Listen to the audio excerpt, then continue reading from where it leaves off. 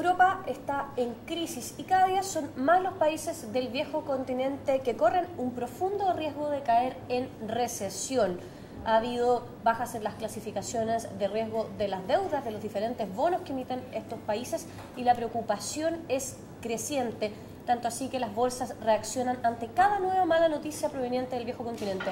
Para hablar sobre este tema estamos con Renato García, editor internacional de Diario Financiero. Renato, ¿cómo se ve este escenario? ¿Qué tal, Francisca? Bueno, indudablemente que el escenario se ve muy complejo. Todos los días nos vemos sorprendidos por nuevas noticias de inestabilidad en la región. Y respecto a lo que tú decías, efectivamente las proyecciones ya están apuntando a que va a haber algunas economías que para el próximo año van a estar en una situación de recesión. De hecho, ya hay algunas que lo están, como por ejemplo Grecia y Portugal, pero lo más preocupante es que Italia, una economía bastante importante, la tercera mayor economía de la eurozona, estaría entrando en recesión el próximo año. Y hay un par de economías que, si bien no van a estar en recesión, en la práctica es como si lo estuvieran. Van a estar muy cerquita de la recesión, prácticamente una virtual recesión, como es el caso de España y Francia, que son dos grandes economías de este bloque, así que indudablemente que eso va a tener un impacto sobre toda la región. En términos prácticos, ¿en qué se traduce este impacto? ¿Cuál es el impacto concreto para las personas de que estas economías caigan en recesión? Bueno, la recesión indudablemente va a agravar una situación que ya es complicada y que no tiene directamente que ver con las cifras económicas puras y duras, con las cifras macroeconómicas, sino más bien con la situación fiscal. En este minuto hay una gran incertidumbre de parte de los inversionistas que están abandonando todo activo que apunte una señal de riesgo, precisamente en un contexto donde estas economías tienen grandes necesidades de financiamiento, vienen grandes vencimientos de su deuda que tienen que renovarse y se encuentran precisamente en un mercado donde no existe este financiamiento, es un mercado donde el crédito está comenzando a secarse y eso actúa como una especie de caja de resonancia, como un magnificador que agrava todos los problemas. Entendemos que gran parte de los países europeos cayeron en esta situación porque tenían los estados de bienestar en los que había muchísimos beneficios sin tener necesariamente los recursos para poder brindar estos beneficios a la población. ¿Cómo se ve desde el punto de vista social esta gran crisis que se está transformando ya en recesión? Bueno, eso es indudablemente un punto que es muy relevante. La canciller alemana Angela Merkel ha señalado que los gobiernos de la región tienen que avanzar hacia una nueva Europa.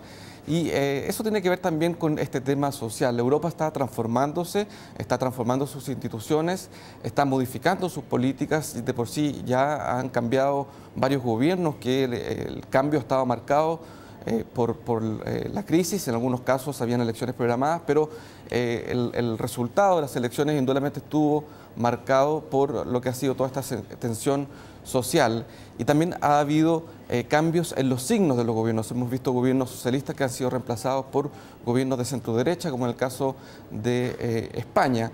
Y Europa se está acostumbrando a este nuevo esquema donde el estado de bienestar ya no podrá ser tan potente como era en el pasado. Hay que hacer un fuerte ajuste fiscal y eso ha generado indudablemente un gran nivel de descontento entre la población.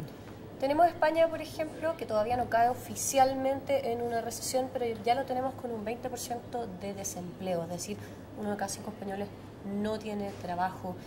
Que otros países de la zona euro caigan en recesión significa que estas cifras podrían empeorar.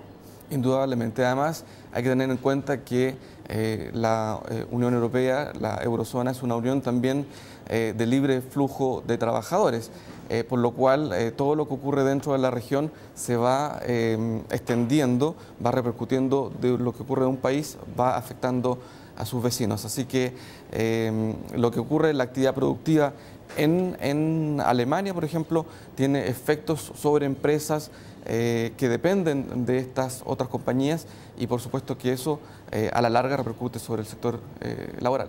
Renato, con respecto a la moneda, al euro, que ha estado en entredicho en el último año prácticamente, se dice que si Italia cae podría significar la caída del euro. ¿Es tanto así? Bueno, si Italia cae en una recesión, indudablemente eso va a tener un grave impacto, pero no debería necesariamente desatar un desmembramiento de la Unión Europea o de la eurozona, particularmente en este caso las 17 economías que comparten el uso del euro.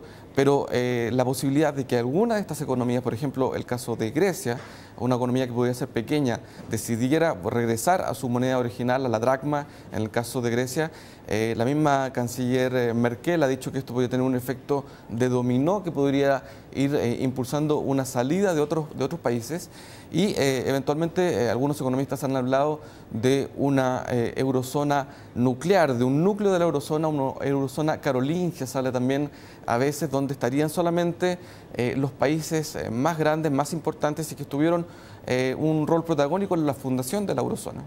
En la práctica, ¿qué podría significar una caída del euro?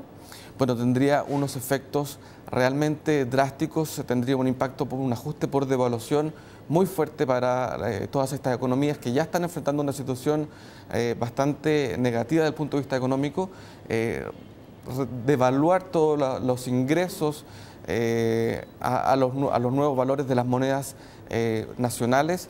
Eso tendría un golpe masivo sobre la economía y si ya están en una situación mala, eso sería aún mucho más grave. Finalmente, para llevarlo al plano nacional, ¿cómo le afecta a Chile la compleja situación que se está viviendo en Europa?